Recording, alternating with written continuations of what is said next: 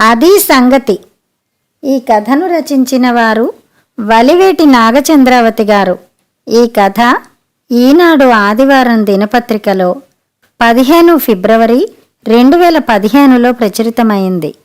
అత్తవారింట్లో తొలి అడుగు వేసిన నాడే చూడమ్మాయి సుధా పెరట్లోకి వెళ్ళినప్పుడు పొర్రపాటున వెనక ఇంటి వైపు చూస్తావేమో, వద్దు సుమా అన్న హెచ్చరిక జారీ చేశారు మా అత్తగారు. దాని ప్రాధాన్యతని సూచిస్తూ కళ్ళు పెద్దవి చేసి, రాజకుమారుణ్ణి తూర్పువైపు గదికి మాత్రం వెళ్ళవద్దంటే బుద్ధి అటువైపే పరిగెత్తినట్టు వెంటనే ఏదో పని పెట్టుకుని పెరట్లోకి వెళ్ళి తల ఎత్తి ఎత్తనట్టు, ఎత్తి చూసి చూడనట్టు వెనకింటి వైపు చూశాను. ఈ పేటలో ఇళ్ళన్నిటికీ చుట్టూరా ఖాళీ స్థలాలు బాగానే ఉన్నట్టున్నాయి. పెద్దవి కాదు గాని చిన్న చిన్న చెట్లు పాదులు మధ్యన ఆ ఇల్లు మామూలుగానే ఉంది. కాకపోతే మా ఇంటికంటే కాస్త దిగువలో ఉంది. ఇంట్లో వాళ్ళు మామూలుగానే ఉన్నారు. కాకపోతే ఆడవాళ్ల తల్ల మీద ముసుగులు అవి మన ప్రాంతం వాళ్ళు కానట్టు కాస్త డిఫరెంట్గా ఉన్నారు. కొత్త సాల్తీని కాబట్టేమో ఒకళ్ళనొకళ్ళు హెచ్చరించుకుంటూ తిరిగి తిరిగి చూశారు నన్ను. అంతే. మాది కార్నర్ హౌస్. మా పక్కనున్న ఇంట్లో చిన్న ప్రైవేట్ స్కూల్ నడుస్తోంది. మా అత్తగారి బాధ అదే. మా అత్తగారంటారు, పక్కనేమో చెవులు చిల్లులు పడేంత గోల, వెనకేమో లంకకి చుట్టాలు కాపురం, ఇరుగు పొరుగు అన్న సౌలభ్యం లేదు మనకి అని వాపోయారంటే సబబే మరి. ఆ రోజు మరో 4 రోజుల దాకా మా అత్తగారికి తెలిసిన వాళ్ళు కొత్త కోడల్ని కదా నన్ను చూసి పరిచయం చేసుకు వెళ్లారు. ఎదురుగా ఉన్న ఇంటివాళ్లు కూడా పలకరించి వెళ్లారు. కాని పొద్దున్న లేచి వంటింటి తలుపు తీస్తే ఎదురుగా కనబడే వెనకింటి వాళ్ళు మాత్రం రాలేదు. అంత శత్రుత్వమా? 4 రోజులు పోనీ అమ్మాయి, వాళ్ళెంత జగడాల మారి వాళ్ళో నీకే తెలుస్తుంది అన్నారు మా అత్తగారు. 4 రోజులెందుకు, 2 రోజుల్లోనే వాళ్ళ ఆకతాయితనం చూశాను నేను.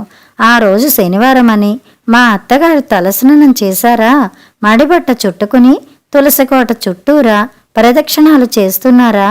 అలా చేస్తున్న ఆవిడ పక్కగా కాస్త ఎడంగానే అనుకోండి ఉండ చుట్టినట్టున్న పొట్లం ఒకటి ఎగిరి వచ్చినట్టు పడింది. పడిన విసురుకి పొట్లం మడతలు విడిపోయి రామచంద్ర పీకేసిన కోడి ఈకలు దూది పింజలల్లే పైకెగిరి భూమి ఆకర్షణ వల్ల కింద పడ్డాయి. పాపం మా అత్తగారు మళ్ళీ తలస్నానం సణుక్కుంటూ గొణుక్కుంటూ. మేమేమో ప్యూర్ వెజిటేరియన్స్మి. రక్తమాంసాలంటిన ఈకల్ని అలా చూడాల్సి వస్తే మాకది సహజంగానే మొహం చిట్లించుకోవాల్సిన విషయం. మా అత్తగారు ఎలా ఊరుకోగలిగారో గాని నాకైతే కేకేసి మరీ దులిపేయాలనిపించింది. కోపంగా తలెత్తి వెనకింటి వైపు చూశాను కూడా. ఒక్కళ్ళు కనపడలేదు. ఎవరో వంగినట్టు నాకు అనుమానం. ఆళ్ళంతేనండి, ఉత్త ఖతర్నాక్ మనుషులండి. ఆళ్ల పాపన ఆళ్లే పోతారులే, ఆళ్ల నోట్లో నోరెట్టి గెలవలేం అంటారండి అమ్మగారు చెప్పింది కనుక. మా ఇంట్లో పనిచేసే పనిపిల్ల పంపు చెప్టాలో అంట్లు తోముతోందది. అబ్బా ఎంత ఓరిమో! మా అత్తగారి మీద గౌరవం అలా అలా పెరిగిపోయింది నాకు. పెళ్లి కనిపెట్టిన 2 నెలల సెలవు చివరికొచ్చింది. ఇక రేపటి నుంచి పొద్దున వెడితే సాయంత్రం అయితే గాని రావనుకుంటాను. కోడల్ని తీసుకుని భోజనానికి వచ్చి వెళ్ళమని ఇప్పటికి 4 సార్లు ఫోన్ చేసింది మా చెల్లెలు. ఊళ్ళోనే కదా, సాయంత్రానికల్లా వచ్చేయొచ్చును. ఈరోజు వెడదామా అడిగారు అత్తగారు. అసలు అత్తగారి కంటే పిన్నత్తగారిని మంచి చేసుకోవడం ముఖ్యమన్నారు పెద్దలు. తప్పకుండా అన్నాను. వెళ్ళాం. మా చిన్నత్తగారు స్వరాజ్యలక్ష్మి. ఆవిడ తత్వమేమిటో నాకసలు అంతు చిక్కలేదు.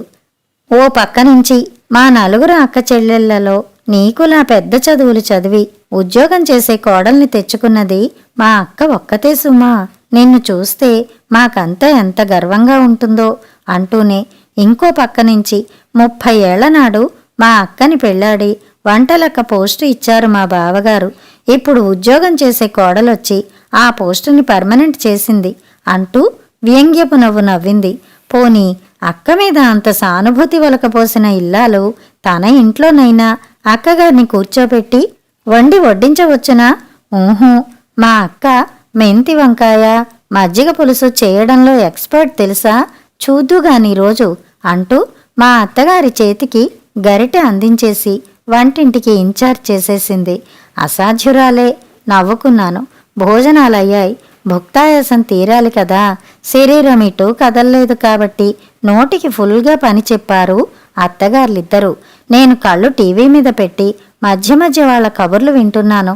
మాటల మధ్యలో మా చిన్నత్తగారు, అక్క మొన్న నువ్వు పంపావే అని ఏదో చెప్పబోయి చటుక్కున మాటలాపి నాలుగు కరుచుకున్నారు. అందుకు కారణం మా అత్తగారికి అనసూయగా అని నా అనుమానం. సర్లే, తోబుట్టోల మధ్యన ఎన్నో దాపరికాలుండవచ్చు. ఏమిటి అని ఆరా నాకేలా? నేనంతగా పట్టించుకోలేదు దాన్ని.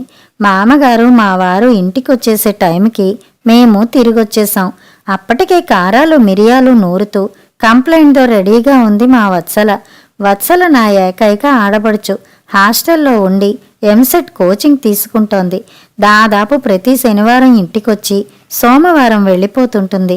ఇంతకీ వత్సల ఫిర్యాదు ఏమిటంటే, క్రితంసారి వచ్చినప్పుడు పెరట్లో చిన్న మడి తవ్వి పూల విత్తనాలేవో చల్లి వెళ్ళింది. ఓ ఫ్రెండు బెంగుళూరు నుంచి తెచ్చి తనకి మాత్రమే ఇచ్చిందట, ఇంకెవరికీ ఇవ్వకుండా. చాలా అపురూపమైన పూలు పూస్తాయట అని మురిసిపోతూ చెప్పింది. ఈరోజు వచ్చి చూస్తే ఆ మడంతా కుళ్ళగించేసి ఉంది. వెధవ కోళ్ళు ఒక్క విత్తనం లేకుండా తవ్వి తినేశాయి అంటూ ఏడుపు మొహం పెట్టేసింది. మా ఇంటికి వెనకింటికి మధ్య ఉన్న ప్రహారీ గోడ చివరన కాస్త వెళుతుంది. అదేదో సరిహద్దు కొలతల గొడవ. అందులోంచి వాళ్ల కోళ్ళు మా పెరట్లోకి ఇష్టారాజ్యంగా వచ్చేస్తుంటాయి. దర్జాగా వెళ్ళిపోతుంటాయి. అసలెందుకమ్మా ఊరుకుంటావు? ఆ పాడుకోళ్ళు మన దొడ్లోకి రాగానే కాళ్ళు విరిచి వాళ్ల పెరట్లోకి గిరవాటెయ్యక అంటూ ఎగిరిపడింది మా వత్సల. పాపం మా అత్తగారు. ఆవిడకసలే భూతదయ ఎక్కువ. అవి వచ్చినప్పుడు తరిమేయడం మాట అటుంచి నూకలో గోధుమ రవ్వో ఏవో ఒకటి విసురుతుంటారు కూడా. పోన్లెద్దు, విత్తనాలే కదా, మళ్ళా వేసుకోవచ్చులే.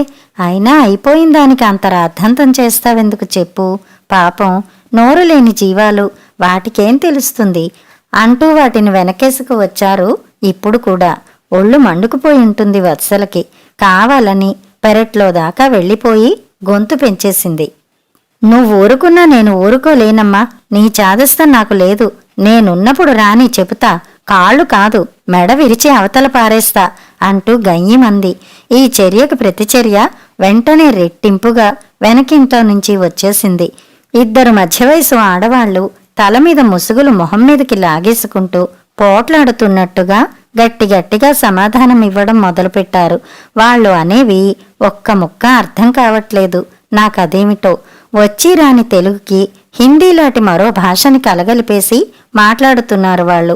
వాళ్ళ గోడకి కాస్త దగ్గరగా వెళ్ళి కాస్త అర్థమయ్యేలా చెప్పరు దయచేసి అని అడుగుదామనుకున్నాను గాని ఈలోగానే మా అత్తగారు నా రెక్క వత్సల రెక్క పట్టుకుని బలవంతాన లోపలికి లాక్కెళ్ళి తలుపులు వేసేశారు. బుద్ధుందా నీకు వత్సల? అలగా మనిషిలాగా అరుపులేమిటి? అసహ్యంగా చెల్లెల్ని చిన్నగా మందలించాడు శ్రీధర్, నా పతిదేవుడు. అప్పటికి వత్సల ఉద్రేకం కూడా పిసరంత పలచబడింది. నేనన్నది ఒక్కటే మాట, అరిచిందంతా వాళ్ళు. నన్నంటావే? మొహం ముడుచుకుంది వత్సల. కాస్త సిగ్గుపడినట్టుంది కూడా. అది వరకు ఆ ఇంట్లో అద్దెకున్న వాళ్ళు చాలా మంచివాళ్ళు. మీ అత్తగారు వాళ్ళు చాలా సఖ్యతగా ఉండేవాళ్ళు. ఏడాది దాటుతోంది వీళ్ళు వచ్చి. మొదట్నుంచి వాళ్లకు మనకు పడ్డం లేదు. ఎందుకనో కనిపిస్తే చాలు చురచుర చూస్తారట. భాష ప్రాబ్లం ఒకటి. అటువైపు చూడ్డానికే భయపడిపోతారు వీళ్ళు. గత చరిత్ర చెప్పారు మామగారు కూతుర్ని సానుభూతిగా చూస్తూ. జాయింట్ ఫ్యామిలీ అనుకుంటా, చాలా మంది ఉన్నట్టున్నారు ఇంట్లో అన్నాను నేను సంభాషణలో కలుస్తూ. ఆ ఉమ్మడి కుటుంబమే. ఓ గుంపు కోళ్ళు, 2 గేదెలు, పాదులు మొక్కలతో సహా మహా విశాలమైన కుటుంబం. కోళ్ల చెత్త, పేడ కంపు, పురుగులు, దోమలు మనకు కూడా పంచిపెడుతూ గొప్ప ఆదర్శ కుటుంబం కసిగా అంది వత్సల. నవ్వాను నేను. నీకు తెలీదొదినా, మన దారిన మనమున్నా ఏ వెధోపనో చేసి కవ్వించడం. ఇదేమంటే చూసావుగా, అర్థం కాని యాసలో నోరు పారేసుకోవడం. అబ్బా, మా అమ్మ కాబట్టి అలా వాళ్లతో వేగుతోంది గాని ఛీ, ఏం మనుషులో రుసరుసలాడింది వత్సల. మాట పడని ఉడుకు రక్తం కదా పాపం.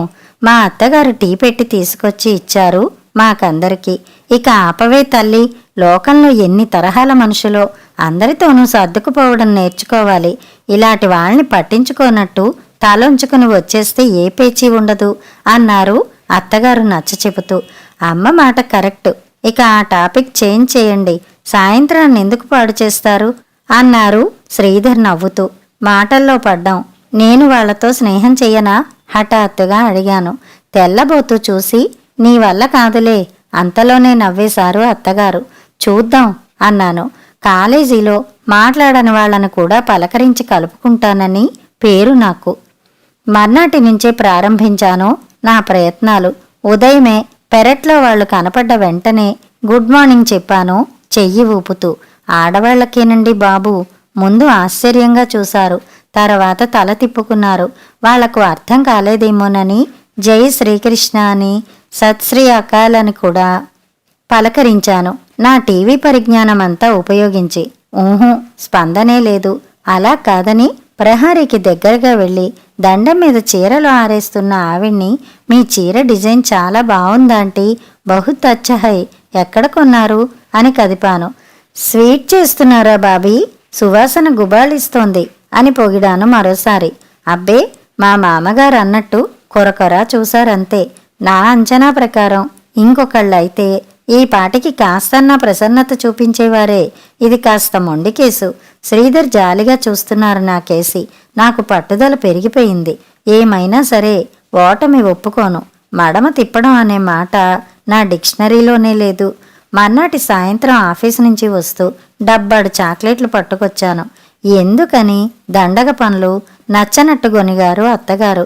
పెద్దలు చెప్పిన 4 ఉపాయాల్లో ఇది ఒకటి. ప్లీజ్ ఈ ఒక్కసారి అర్థించాను. డబ్బా తీసుకెళ్ళి సరిహద్దు గోడ మీద పెట్టాను.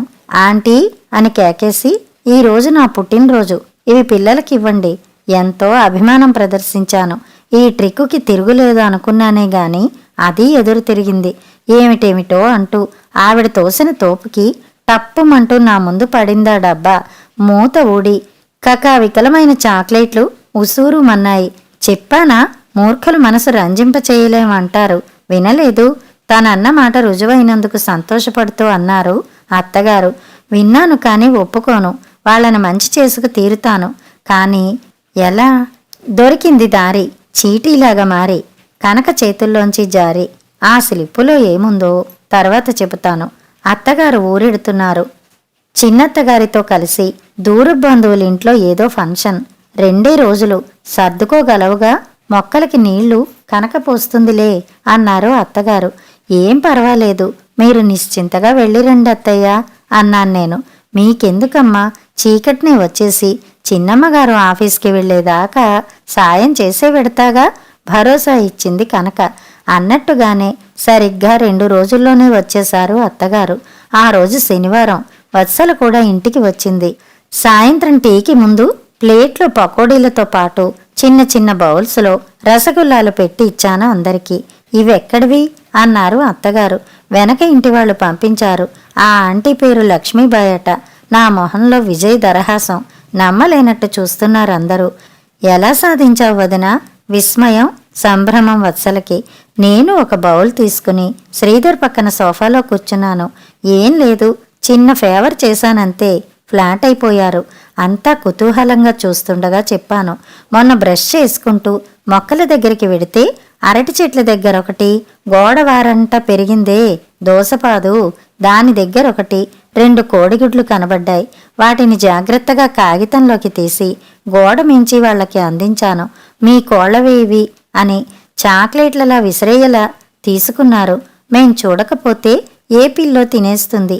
రోజు మీ పిల్లవాణ్ణి పంపించండి, మా పెరట్లో చూసుకుని తీసుకువెడతాడని చెప్పాను.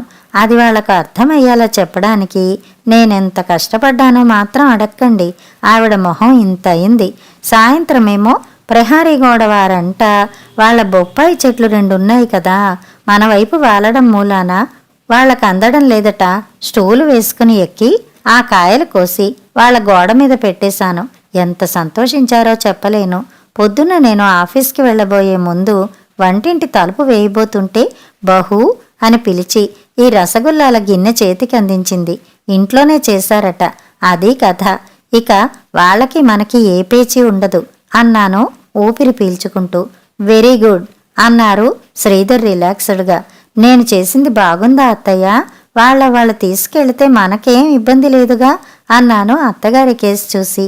అబ్బే, మనకేం ఇబ్బంది? నవ్వు తెప్పించుకుంటూ లేచి వెళ్ళిపోయారు అత్తగారు. ఇప్పుడు చెప్తాను నాకు దొరికిన స్లిప్పులో ఏముందో. చెప్పకపోతే కథేముంది? కనకకి జీతం ఇస్తూ మా అత్తగారు దానికిచ్చిన ఆ చీటీలో ఓ లెక్క ఉంది. అదేమిటంటే 18 కోడిగుడ్లు 90 రూపాయలు, 5 బొప్పాయి 100 రూపాయలు, 10 జామపళ్ళు 40 రూపాయలు, వెరసి 230 రూపాయలు. జీతం 1000 రూపాయల్లో అది మినహాయిస్తే మిగిలింది 770 రూపాయలు. అది ఆ స్లిప్లోని సారాంశం. మాకు కోళ్లు లేవు, బొప్పాయి చెట్టు జామ చెట్టు మావి కావు. అది సంగతి. అర్థమైందనుకుంటాను. కథ సమాప్తం.